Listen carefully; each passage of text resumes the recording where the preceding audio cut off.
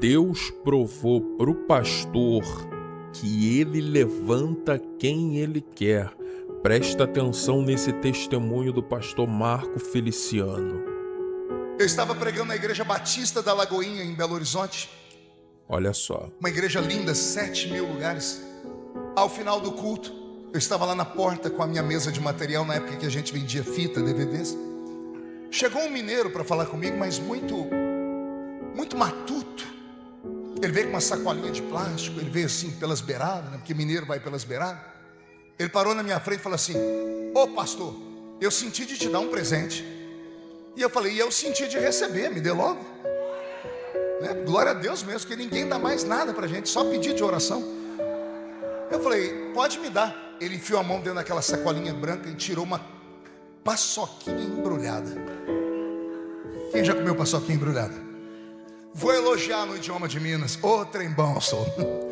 Já desembrulhei a paçoquinha, botei na boca, dei a mordida. Quando eu dei a primeira mordida, o mineiro deu o golpe. Ele falou: ô pastor, o senhor pode orar por mim agora?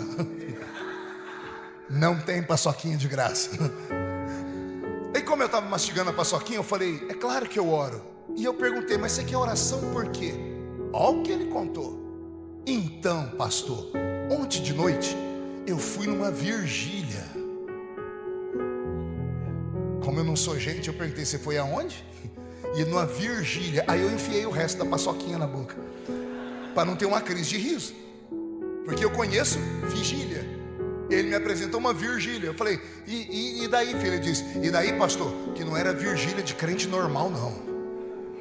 Era vigília de crente doido. Eu sou assembleiano do manto, subo um monte até hoje para orar, para vocês terem uma ideia. Eu sei o que é uma vigília de crente doido. Alguém sabe aqui ou não? Mas eu queria ouvir da boca dele. Eu falei: meu filho, o que é uma vigília que tem um crente doido, um profeta doido? O que é uma vigília de crente doido? Ele disse: ô pastor, é aquela vigília que quando o Espírito Santo desce, tem gente que parece que recebeu o espírito do Bruce Lee. Eu falei: eita, esse é dos meus. Eu falei: e daí, filho? Ele falou: e daí, pastor? Lá pelas tantas veio um profeta doido falar comigo. Profeta doido é redundância, todo profeta é doido. Mas eu queria ouvir da boca dele: o que é um profeta doido, de vigília, de crente doido? Ele falou: pastor, é aqueles profetas que quando vem profetizar pra gente, primeiro eles quase matam a gente do coração. Eu falei: o que aconteceu? Eu estava escorado na parede da igreja, olhando para frente, o povo tinha quietado, e o profeta vem lá de trás, na ponta do pé. Pastor, o homem veio do nada e botou a mão no meu ombro de uma vez. Quando eu fui virar para trás, pastor, quase me deu desarranjo. Eu falei: mas por quê? Ué, pastor, porque eu olhei para ele e ele parou, ficou me olhando. Eu falei: conta. Pastor, o homem botou a mão no meu ombro e fez assim, ó: homem, olha o que eu faço. Alguém já foi abordado por um profeta desse jeito? Eu falei para ele: e aí, meu filho? Foi: e aí, pastor? Que a minha alma já estava uns 3 metros para cima. Consegui agarrar ela pelo pé. Voltei ela, olhei para o profeta, pastor, mas era um profetão. O homem tinha 2 metros de altura, pastor. A mão dele parecia uma raquete de tênis. Ele agarrou a minha mão direita, pastor, e disse assim: homem, entra tu comigo nessa carruagem de fogo agora. É bonita a linguagem profética, não é interessante? Eu falei: e aí? Ele falou: e aí, pastor? Que a carruagem começou a andar. Eu falei: e começou a me arrastar.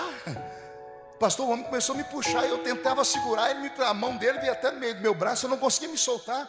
A carruagem querendo andar e eu morrendo de vergonha, mas eu fui vencido, pastor. A carruagem andou, e ele andou comigo pela parede da igreja lá, passou na frente do altar, andou pela outra parede, passou pelo fundo. Ele deu umas 2 voltas e eu morrendo de vergonha, pastor.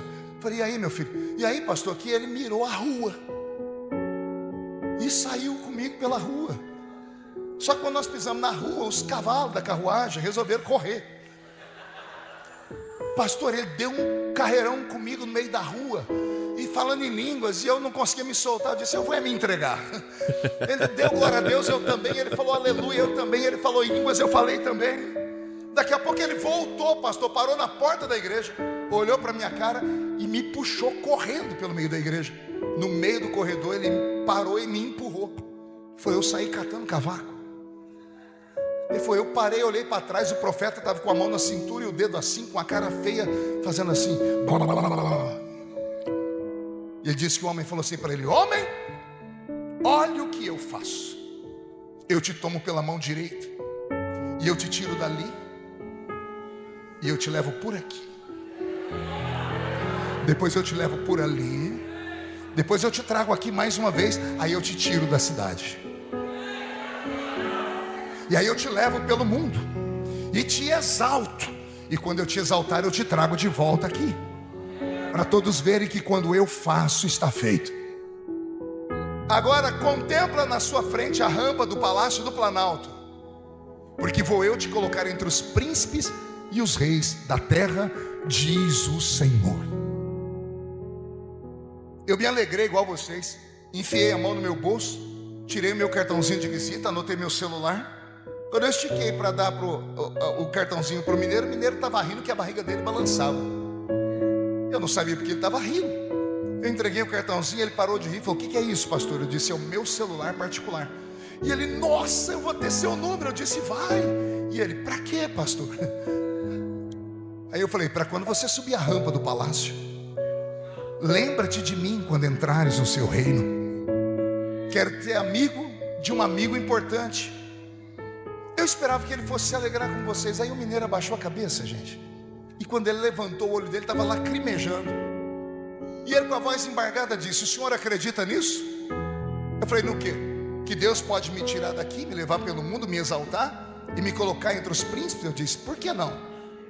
Ele falou: pastor, eu moro no pior bairro de Belo Horizonte e eu tenho 4 filhos.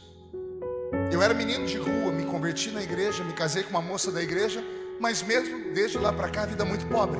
O senhor sabe como eu sustento a minha casa? Vendendo paçoquinha nas esquinas de Belo Horizonte. Quando o semáforo fecha, eu vou de carro em carro colocando uma paçoquinha no retrovisor, na esperança que alguém me dê R$2, R$5, R$10.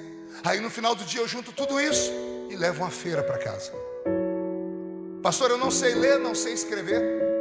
Minha mulher também não. Meus filhos também não.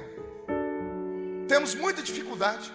E o senhor acredita que eu posso chegar nesse nível aí? Aí eu olhei para ele, estava muito cansado. Olha o que é o problema.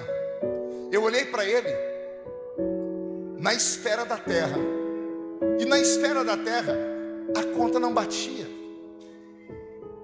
Não faz sentido um analfabeto que vende paçoquinha daqui a pouco chegar ao lado da presidência da república.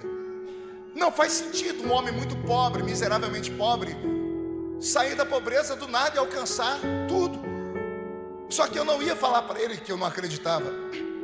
Eu ia falar para ele aquilo que todo pastor fala quando um crente fala uma coisa e o pastor não acredita. Vou entregar a gente agora. Toda vez que você for contar alguma coisa para um pastor, para um presbítero, e ele falar assim: ó, vamos orar, esquece. É porque ele não acreditou em nada. Porque se ele acredita, nossa, vai acontecer isso. Quando a mente da gente não funciona, vamos orar, meu filho. Esse vamos orar é assim, sepultando o seu sonho. Quando eu fui falar para ele, vamos orar, aconteceu comigo algo divino de novo. Não sei se você acredita. O Senhor me arrebatou em sentidos. Eu saí da frente de onde estava e fui parar em outro lugar. Eu estava num lugar vazio, um ermo. E quando eu me vi naquele lugar, eu disse: o que está acontecendo? Na minha frente começou a brotar um edifício, um prédio, do nada. Ele começou a ser construído muito rápido, foi subindo, fui olhando. De repente lá em cima um letreiro luminoso: Hilton Hotel. O que devia ser o 8º andar, tinha um homem de terno olhando pela janela. Eu não vi o rosto dele porque tinha uma luz atrás dele. Mas quando eu pisquei os olhos e abri, eu não estava mais embaixo, eu estava atrás do homem. Eu vi a roupa dele, eu vi ele pelas costas. Ele olhou para cá, eu olhei também e vi muitas luzes, vi casas. Ele olhou para a direita, eu olhei e vi uma placa escrita Estádio de Wembley. Na hora eu falei: Estádio de Wembley, Hotel Hilton? Aqui é Londres. E quando eu falei Londres, uma voz gritou dentro daquele lugar: se lembra, filho? E quando eu fui procurar a voz, tudo desmontou, desapareceu tudo de novo. Eu olhei na minha frente, lá estava o homem de terno ficando pequeno e a roupa dele mudando. Agora ele não usava mais terno, ele usava uma roupa de boia fria. Sabe o que é uma boia fria? Alguém trabalha na roça? Ele usando uma roupa de boia fria, nas costas dele uma mochila, num braço dele uma marmita. Dava para ver a ponta do facão dentro da mochila dele. Eu olhei aquilo, ele foi andando, de repente um caminhão na frente dele. Ele subiu a boleia de um caminhão, num caminhão de pau de arara. E quando ele foi subindo, eu falei, o que é isso aqui? Uma voz gritou de novo, se lembra, filho? Eu fui procurar a voz, olhei, já não tinha mais caminhão na minha frente, só estava o jovem. Só que agora o jovem foi ficando menor, e ele virou uma criança. E de criança ele estava com um shortinho roto, sem camisa, descalço, com uma caixa de engraxar sapato nas costas. Ele deu uns 4 passos, eu fiquei olhando, o menino parou, virou para mim e deu um sorriso banguelo. E eu comecei a chorar, porque a voz falou, e agora, você se lembra, filho? Aí eu falei, agora eu me lembro, Senhor. Deus contou a minha história de trás para frente. Aquele hotel Hilton é onde eu me hospedo todo ano. Eu prego na escola bíblica em Londres todos os anos, há mais de 10 anos. Só que antes de ser pregador e ir para o exterior pregar, eu trabalhei no corte de cana de açúcar para ajudar minha família a sustentar. Nós morávamos em 12 pessoas dentro de 2 cômodos. Então eu cortei cana de açúcar, apanhei laranja, algodão e café. O Senhor mostrou-me subindo na boleia do caminhão com a marmitinha. E por último ele me mostrou eu quando criança, filho de mãe solteira, para ajudar minha mãe a colocar comida em casa. Com 6 anos de idade eu ganhei uma caixa de engraxar sapato, que eu tenho ela até hoje, está lá dentro da minha igreja, na minha sala pastoral, dentro de uma redoma de vidro com uma placa. Tudo começou aqui.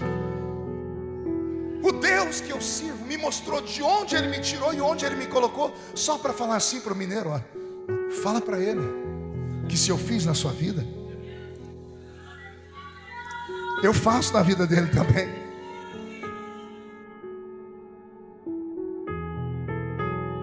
Isso é uma promessa louca. Quando eu voltei em mim, o mineiro estava chorando. Eu agarrei ele pelo ombro, dei um chacoalhão nele e disse, pare de chorar, porque se foi o meu Deus que falou com você, o Deus que fez a Estéreo ser mãe de filhos, o Deus que pavimentou um caminho no meio do mar para Israel passar a pés enxutos, o Deus que soprou a madrugada inteira para que o mar ficasse aberto, o Deus que fez uma jumenta profetizar para um profeta, o Deus que fez o relógio de Acais girar ao contrário, o Deus que para dar vitória a Josué falou o sol e a lua, o Deus que rejuvenesceu Abraão e Sara, o Deus que fez Jacó cavar no meio da areia um poço de águas vivas. Se foi esse Deus que falou, quem viver verá, para ver do que esse Deus é capaz. E mais uma vez eu pergunto, alguém aqui tem uma promessa de Deus muito grande na sua vida? Se você tem uma promessa de Deus muito grande na sua vida, para de sentir pena de si mesmo. Para de entrar aqui dentro como um coitado, como uma coitadinha. Já que está aqui na presença dele, só lembre ele, eu estou debaixo de uma promessa, Senhor. E faça a cara de como você está acreditando que aquilo vai acontecer. E ignore os coveiros de igreja. Ignore essa gente que não acredita em mais nada, que acha que tudo que começa aqui se resolve por aqui. Explique para eles que pentecostal não é normal. Somos caminhantes de 2 mundos. Parte de nós pisa na terra, a outra parte pisa nas regiões celestiais. Parte de nós precisa de arroz e feijão, mas parte de nós precisa do maná que veio do céu. Parte de nós precisa do patrão, da patroa, mas parte de nós só precisa de Jeová Jiré, o Deus da providência. Alguém acredita nisso aqui?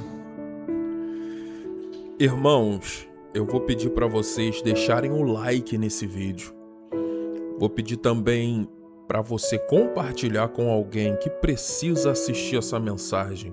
Compartilhe aí nos grupos de WhatsApp, nos grupos do Facebook, nos grupos de oração. Deixa Deus te usar aí nesse negócio. Vou te pedir também para você deixar nos comentários de que lugar do Brasil ou do mundo você está me assistindo. Irmãos, esse testemunho do pastor Marco Feliciano, ele fala poderosamente ao nosso coração, porque Deus ele não está restrito, Deus ele não está engessado, Deus ele pode fazer na vida de quem Ele determinar fazer. Deus ele exalta quem Ele quer e abate quem Ele quer. Isso sempre para que o seu nome seja glorificado.